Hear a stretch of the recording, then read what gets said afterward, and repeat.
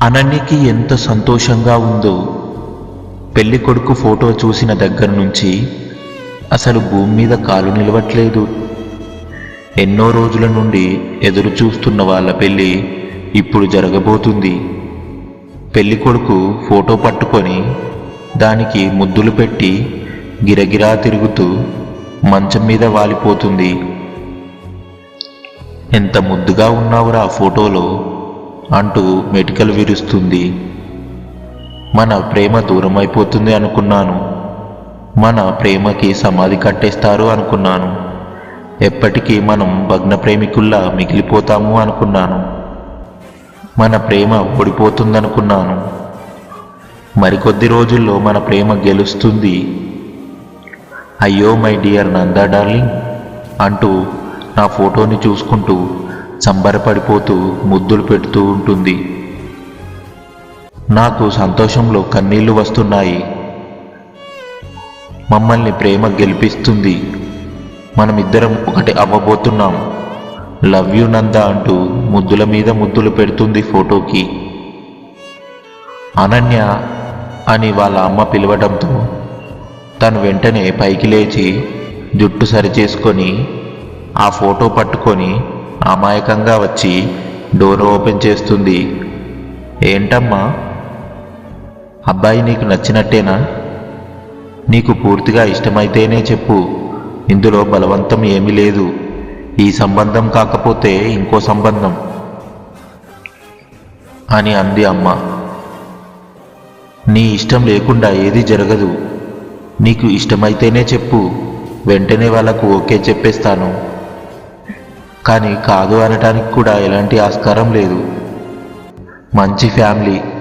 అబ్బాయి వాళ్ళ అమ్మా నాన్న వాళ్ళు కూడా అప్పుడప్పుడు మేము పార్టీస్లో కలుస్తున్నాము. వాళ్ళు చాలా డీసెంట్ బిహేవ్ చేస్తున్నారు అంది. చూసి ఇంప్రెస్ అయ్యాము. అందుకే మేమే అప్రోచ్ అయ్యాము. వాళ్ళు కూడా నీ ఫోటో చూసి ఓకే అన్నారు. నువ్వు కూడా ఓకే అంటే ఒక మంచి ముహూర్తం చూసి పెళ్లి జరిపిస్తాను. కానీ నీకు ఇష్టం లేకుండా ఇది జరగదు. ఆలోచించుకొని టైం తీసుకొని చెప్పు అని కూతురికి వాళ్ళ గురించి చెప్తూ ఉంది వైదేహి. అమ్మా, మీ ఇద్దరు చూశారు, మంచు వాళ్ళని చెప్తున్నారు. ఇక ఇంతకు మించి నేను చెప్పేదేముంది? మీ ఇష్టం. మా ఇష్టం కాదు అనన్య. పెళ్లి చేసుకోబోయేది నువ్వు. నీ మనసులో ఏముందో చెప్పరా అని పక్కన కూర్చొని అడుగుతాడు వాళ్ళ నాన్న.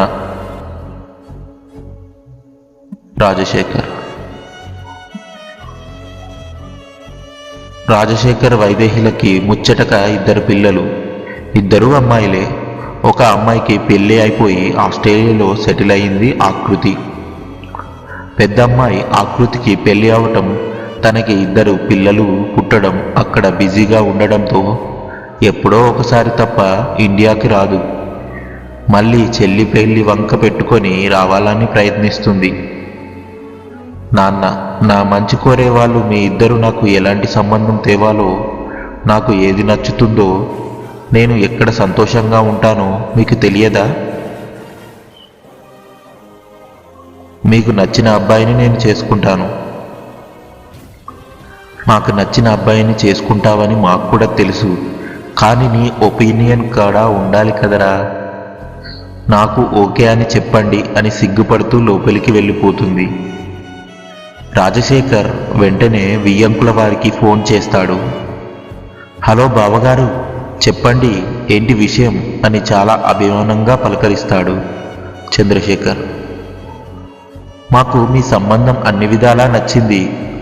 మీరు ఎప్పుడు రమ్మంటే అప్పుడు వచ్చి ముహూర్తాలు పెట్టుకుందామంటారు.